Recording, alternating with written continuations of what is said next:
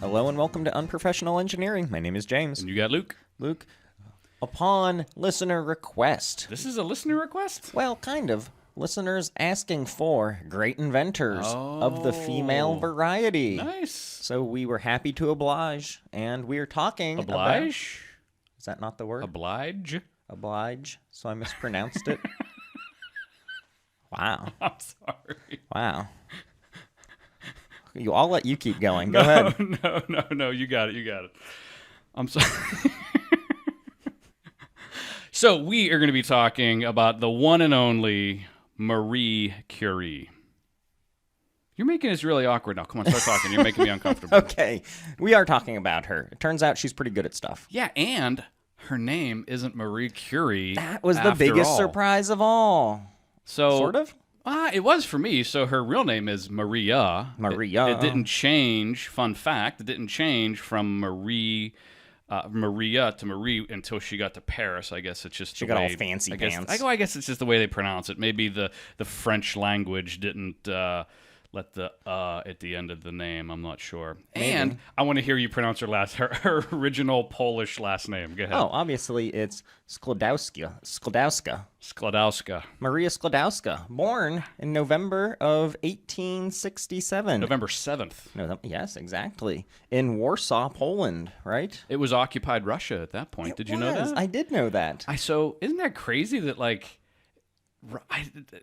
how long Russia basically occupied all of Europe was just kind of crazy and relatively recent. I mean, relatively speaking. Right, relatively speaking.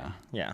Her parents were teachers, just like mine. Yeah. So that probably means that I'm a great scientist as well. No, it doesn't. But fun fact about her family and her parents. So most of her family originally was relatively wealthy and well off, but unfortunately they lost almost all of their property and their fortunes because they were super patriotic, like Polish Falcon kind of people. And what's a Polish Falcon? So a Polish Falcon is a fraternal organization for Polish people. Oh, I know about this because my wife is Polish and she's a member of the Polish Falcons. Oh, is she? Yeah, that's interesting. But so they were involved in the national uprising and they were all about restoring Poland's independence. So basically Russia was like, yeah, we're going to take your house. We're going to take your money. We're going to take your property. See, I read that it was, quote, bad investing, which I suppose that could be considered bad investing. Yeah. Could be. Did you also see that her mama died when she was pretty young? Yeah. And that dad couldn't take care of her anymore? And her sister. So one died of typhoid and one died of the other T. I forget. Typhoid and tuberculosis, I think, were the two things that killed her mother and her sister. That's too bad. And I put this in fun fact category because I don't think we have morbid facts. I usually go with not so fun fact, but that's fine. Okay, not so fun fact. So because of her mother and her sister's untimely death, she was a pretty devout Catholic. She was like, you know what, God, I'm done with you, and she became a agnostic. So interesting. Yeah. Well, after her mom died, and Dad said, "Hey, sorry, Maria, I can't afford you anymore," she became a governess. Did you see that? Yep. So, for any of you who don't know, back then, a governess was a woman employed to teach and train children in a private household. Mary Poppins. There we go. Mary Poppins. So basically, Emily Blunt, who's playing Mary Poppins, if depending on when this is released, James always yells at me for being time specific, is out in theaters right now. Wow. I guess She's I a have governess. to release this now. All right. Sorry. She is a governess. So not a nanny. So I guess you can go ahead and use your rant that you originally wanted to do, too. So in contrast to a nanny, she concentrates on teaching kids instead of meeting their physical needs. So that was interesting. I learned that the other day researching Sound of this. Music. She was a governess, too, right? I have no idea. Okay. You're much more well-versed in things than I am, apparently. So moving on. Can we continue on? Oh, we you can just want to keep talking about Mary Poppins? No. All right, thank you. We're good. So her sister offered her a place to live in Paris in 1891. You know what her sister's name was? Branislava. Branislava. I know. A terrible Polish I have names. that as a fun fact. That's her name, and then it's like, oh, and Maria's the one, or that is the one that changed her name. But poor Bronny here is Poor Bronny. keeping her name. That's Ralph. So she left her live with her in 1891, and she used some of her governessing pay to put her sister through school. And that was kind of on the condition that then she would be able to go to school as well. Yeah. So that was pretty nice. Or university. Mm-hmm. We call that college here in America, though. So she went to, do you know the school? I couldn't pronounce it, but I'm sure you're going to do it. Sorbonne University, Nailed studying physics and math. Because who doesn't study physics and math?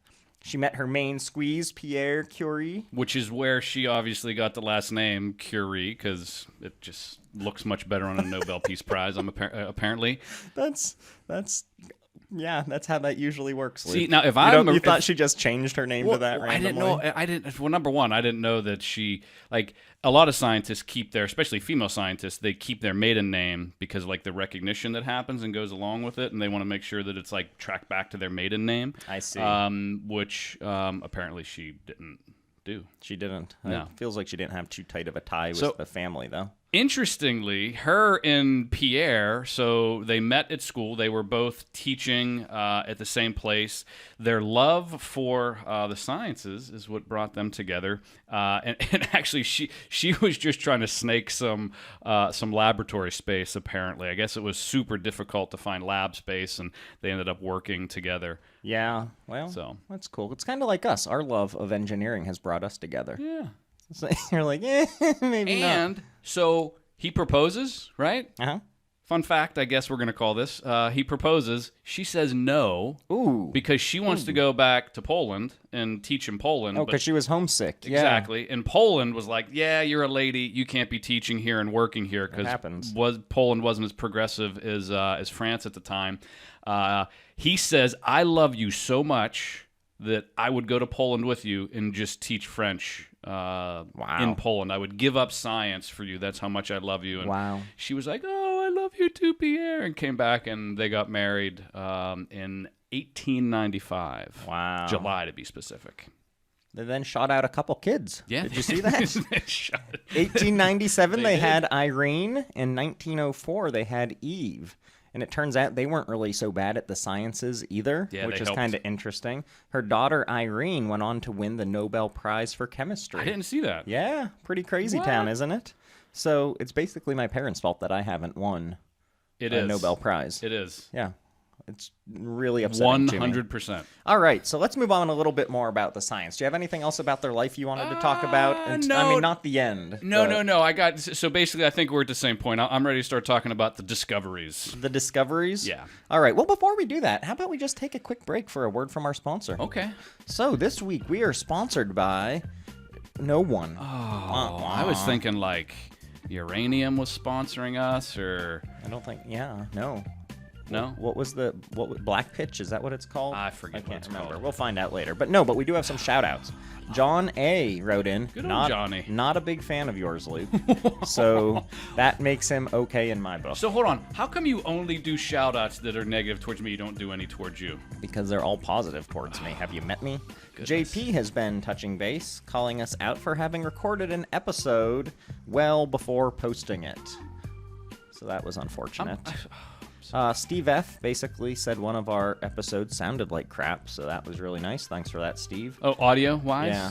Oh. And Harkuret S. Sorry if I botched your name. A Canadian mechanical engineer working in the railroad industry. No, railroad signing industry. Ooh. I didn't know that was even a thing. Yeah, like Union Switch and Signal. They work on all the signaling and stuff like that for railways. Want some stickers? Said send them now. Okay. And they're in the mail if they're not already there. So, because I've been on top of things with the break and all. Can we block this John A. person? No. From listening? No.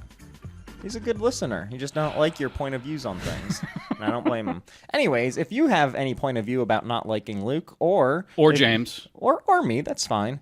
Or if you just want to give us some ideas to research or just say hi or maybe get some amazing stickers, why don't you email us at unprofessionalengineering@gmail.com. Subscribe to? Oh, yeah. Go on the iTunes. Subscribe. Go press that subscribe button. Write us a review. We're getting famous. 79. Ooh, Yeah, wow. on iTunes. And more. make sure that you do those reviews because that's really what kind of boosts us up the Yeah, rankings. yeah. We're almost up as high as TED Talk or TEDx or whatever. Ooh. Yeah, no. You mean the movie Ted? Movie The Ted. smash that was hit. so bad. Sorry. All right, let's move on to the sciences. How about that? So interestingly, and I didn't know this, I just assumed good old Marie discovered, X-rays and uranium and uranium. Wait, but I'm not going to make fun of you. Go ahead, Luke. I just assumed she discovered those, but it actually turns out some dude by the name of Henry Becquerel?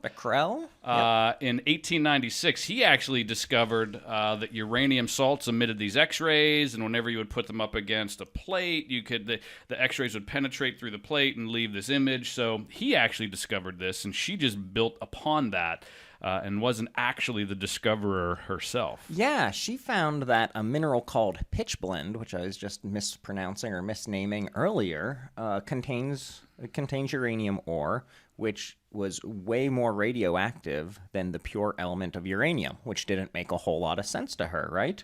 Because she's kind of smart. Mm-hmm.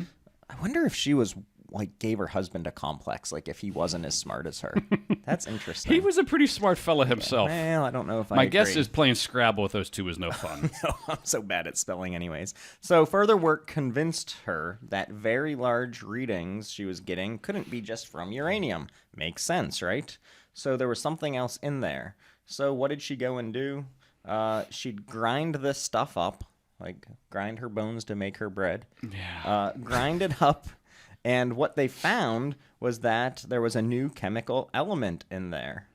And other scientists doubted her results. Why? Probably because she's a woman. At the time, And yeah. I didn't see that. I'm just kind of assuming that's what was the reason, because of other things in her life that kind of pointed to that. So that's kind of unfortunate. So to figure out what was making all the activity, they smashed it up, and they got this and dissolved it in acid. Did you see that? Yeah. And then they found this powder was 330 times more radioactive than uranium, and they named it polonium. Mm-hmm. Atomic number? I don't know. 84. Did you know it was named after her homeland of Poland? No. Yeah.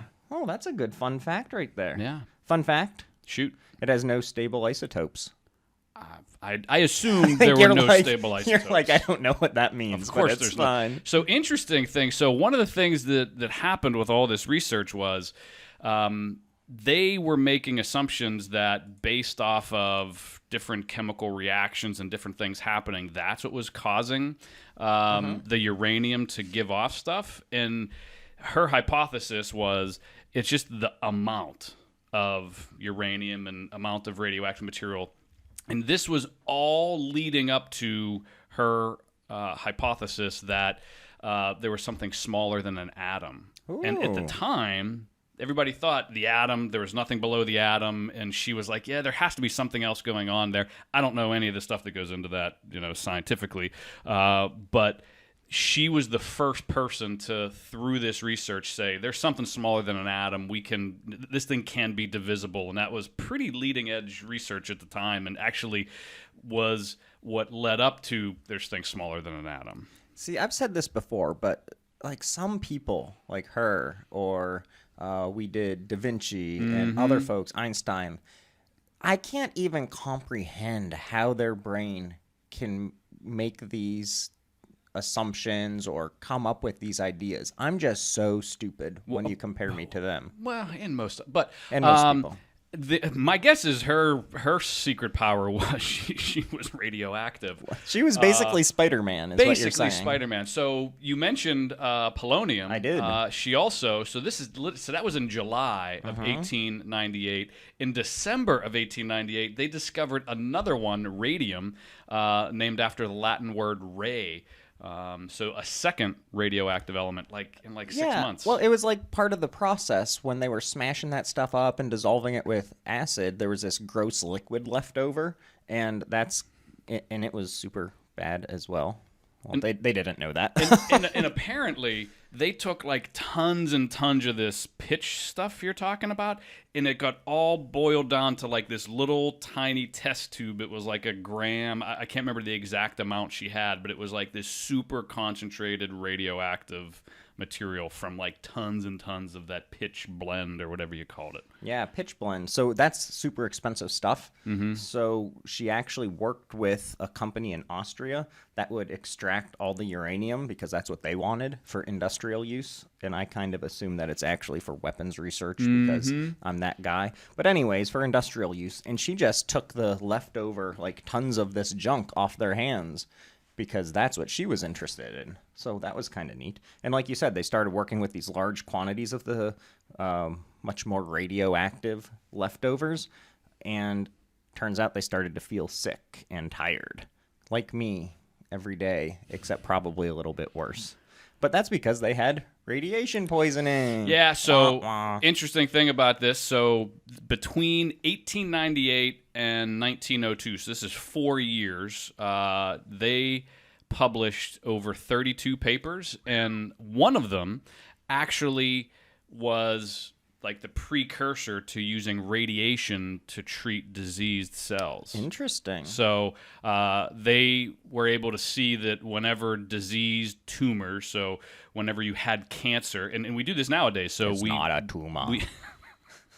No, I guess that was for Jim. For everybody under like 30, 25, that's an Arnold Schwarzenegger reference from Kindergarten Cop, I believe.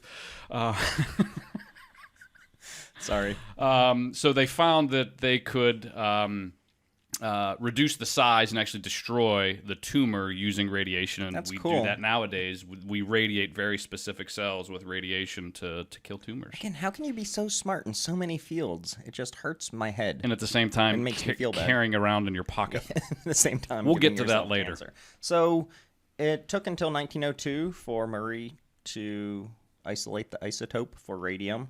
And then, that kind of got more Can we back up accepted. 2 years? Oh, heck yeah. Fun fact, in 1900, she became the first woman faculty member at the Elko Normal Supremere, some college that she taught at. I can't pronounce it. Where her husband was actually teaching as a faculty member. She was on there doing research, but she wasn't actually a faculty member with him. Interesting. So do you want to talk about the Nobel Prize? Yeah, so the Nobel Prize, this came in 1903, and this is whenever the Royal Swedish Academy of Science awarded Pierre, Marie, and Henry the Nobel Prize. I feel like that guy he made the initial discovery, I get it, but he kind of rode their coattails then. It's like you with me. So the specific was in recognition of the extraordinary service they have rendered by their joint research on the radiation phenomenon discovered by Professor Henry Becquerel. Interesting fun fact. We got all kinds of fun facts this episode.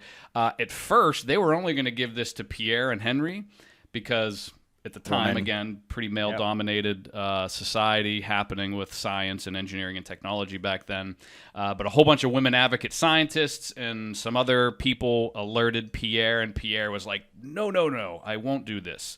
And what were they like? No, I won't accept this. And he basically protested and said, she was instrumental and all the different things that she did, and they agreed. So her name was added to the nomination. Very cool. And then they gave all the money away. Stupid. Yeah. Did you see that? It was also a big year because Marie passed her doctorate thesis in physics that year as well. Is that it? Keep in mind, she was younger than me when all of this had already happened. Also, how do you do this? Win the Nobel Prize and then you pass your thesis? Like, don't you just get it for free at that point? And she had 2 kids. Yeah, she had kids. Oh, that's terrible. Did she have both of them by then? I think they were both. I think the next one came a year later. So she Okay. had one kid at this point. Even still. Now, you know what happened a few years after that? Oh, is this the tragedy? It is the tragedy. You said how smart he is. Her husband, Pierre, died, which is unfortunate, but not to cancer like I assumed. No, I thought it was too. But by the dreaded horse and cart accident My that guess ran is him they didn't over. have jingle bells I thought the on same thing. the horse and carriage. If you want to listen to our How It's Made Christmas edition, we did something on jingle Well bells. done, Luke. It wasn't all bad news, though, about him getting run over by the horse and cart, though. His skull was crushed and he died. She took over his chair as professor at the university. Do you think this was like she set it up? I think so. I mean, she's pretty smart cookie, so that maybe is a theory people could look into for us. But yeah, so unfortunately he got run over and dead, left her with 2 kids. Didn't seem to get in the way of her studies, though, because in 1911, you know what happened then? I saw some drama. Well, let's hear about the drama, and then we'll get on to the next. So in 1911, it was revealed that she had conducted about a 1-year affair. Now, why would you with go and drag physicist her name Paul through the mud? Lavgen. Well, you gotta Luke. talk. It was in the media. Basically, you know, it was a big deal back then because she was considered as homewrecker because this Paul guy was estranged from his wife, and it was just this big controversy at the time. I don't focus on the bad. I focus on the good. It didn't diminish any of her stuff. You know, I mean, so I don't know. Well, further in Some 1911, drama. Sorry. she bagged her second Nobel Prize, which is pretty crazy. Do you have the specific recognition? No, this time it was for chemistry, though, for creating a way to measure radioactivity. It was in recognition of her service to the advancement of chemistry by discovering of elements radium and polonium, by the isolation of radium, and the study of the natural compounds of the remarkable element. Wow, thanks for that, Luke. A lot of value add there. Fun fact, Shoot. she is the only person who has ever won Nobel Prizes in both physics and chemistry. Pow, pow. Pow, pow. Do you think that's what she did when she got the second one? I can only imagine. All right, so before we move on to the later years, we'll say, of her life, Yeah. let's take a break for this week's Luke's Rant. Okay, so I'm at the dentist yesterday, and this is loosely related. You kind of helped me out here because I was struggling for my rant. I was at the dentist yesterday, and so this is like back in 18-something where they discovered x-rays. It is so uncomfortable to get x-rays at the dentist. Oh, my goodness, yes. So they put this big hard piece of plastic in your mouth, those bite wings or whatever they're they, called. like, and you gotta jam your bite mouth. down, and it jams in the roof of your mouth, and then everybody's covered in lead, and they leave the room, and you're like, I'm still in here. Why? So I can't believe that there's no way to make it easier, more convenient, safer, less intrusive, less uncomfortable to take x-rays in general, but of your teeth specifically, because like an x-ray of your body, you're just like, okay, stay still, and you just stand. But your dental x-rays, Yeah. they're terrible. I'm with you. I hate it. I also hate those impression things that you have to do, I don't and think I they ever did gag you. impressions. Oh, they're maybe that was only for my braces. I'm not sure. Yeah. But they're terrible. But Dr. Kevin, I'm sure you're listening. He's my dentist. Okay. Figure something out, Does he would really you? listen? No, I'm sure he's not listening. Yeah, because my guy, Dr. Sakai, definitely is not. I'm listening. going in a few days. I'll tell them to listen to the Are episode. you going to do x-rays, you think? I do them once a year, not every time. I do twice a year, one x-ray a year. I'm pretty sure I did them last time, so Okay. probably not. Yes, so that's my rant. I just can't believe it's They're the worst. that difficult and complicated and uncomfortable. I'm with you. Like MRI my teeth or something like that. I don't know. MRI. I don't know. I don't know. All right. Just saying. Let's move on to the later years of okay. Maria's life. Yeah. Do you want to start? I'm looking at about the World War I time frame. Okay. What are you thinking? So this was totally like shocking to me because when you think of Marie Curie, you think of like the stuff you learned in elementary school of her like working with, you know, radioactive isotopes and all that sort of stuff and radiation. But she actually did a ton of humanitarian stuff during World War I. Sorry. I wouldn't make fun of you No for judging there, mispronouncing James. something. And basically, she realized that, hey, these soldiers are out there fighting, and they're getting shot and blown up, and all these things are happening, and being able to, like, see inside them for, like, where shrapnel is specifically could help them, you know, pull out pieces of metal and help basically fix these guys. So here's what it says specifically in Wikipedia. After a quick study of radiology, anatomy, and automotive mechanics, who does a quick study of radiology, anatomy, and automotive mechanics? To be fair, if I was going to study them, it would be quick. Okay.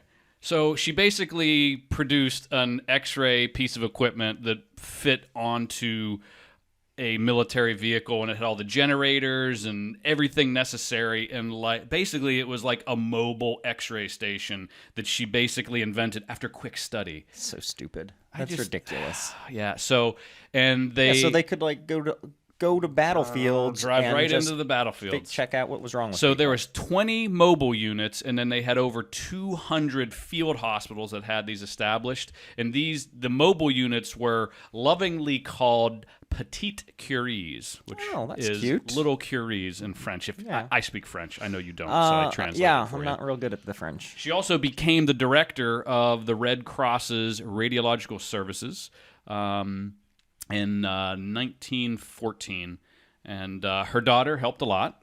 Wonder if did you look at how her daughter died? No. Okay. I don't look into the bad. Oh, okay, yeah. Yeah, her daughter was 17 then. Yep. She was helping. That was Irene. She's the one who also bagged a Nobel Prize. Yeah, so that's pretty cool, isn't it? And also, at the same time, in 1915, so talk about so she literally gave up doing any of her teaching and research during this time. In 1915, she actually produced these needles that had some colorless gas in it. Later on, it ended up being radon, I think, is what it was discovered to be. But basically, whenever you would take this glass and you would break it open near like a wound, the gas would sterilize the wound, and it's estimated that over 1 million soldiers were treated with radon, in her X-ray units, in addition to these needles containing the radium emanation, I think is. Did you see she was director of the Red Cross Radiological Service? Yeah, I said that. Oh, did you? That's really cool. I must Do you not pay have been attention listening. when I talk? I mean, sometimes you just ramble for so long that I sorry. can't really focus on sorry. stuff. That wasn't nice of me. I'm sorry. So I'm moving on to 1921. You okay with that? Shoot. So she visited the U.S. of A., and President Harding, did you see this? No, I didn't. Her with 1 gram of radium from donations from women of the USA. And I was like, 1 measly gram. Where did these ladies in the USA get that? I don't. Oh, it was in honor of them. It's not like a bunch of ladies got together. No, it was donations. Like they gathered all these donations from people. Okay. And they bought this 1 lousy gram. And I thought, well, that's stupid. Like maybe it was just like a token. Mm-hmm. It turns out that 1 gram cost 120,000 smackers of those days dollars, which would be millions of dollars nowadays. That's cray. So that's cool. She got this 1 gram, and it helped with a bunch of her studies that she was going to be doing then. So since then, the Radium Institute, now called the Curie Institute, has gone from strength to strength. 3 of its workers actually have been awarded the Nobel Prize. So again, Irene and Frederick, whatever, Joliet Curie. So they won together. For chemistry in 1935, and then 2 other people won as well. I'm assuming you wrote that strength to strength line. You didn't cut and paste that from anywhere. No, I did not. Thank you. Wow, you're just sassy today. I I don't know why you're being such a jerk to me. Sorry. I mean, you've only mispronounced half of the things you said, and I've done nothing but support you. I am not the resident lexicon here at Unprofessional Engineering. That's you. Okay, do you want to talk about anything else and then her death? I got nothing but her death. Oh, really? Yeah. That was mean.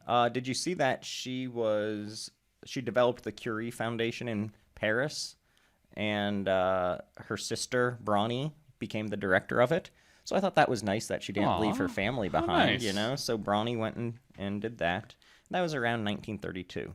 And now we know what happened in 1934? I'm guessing nothing good.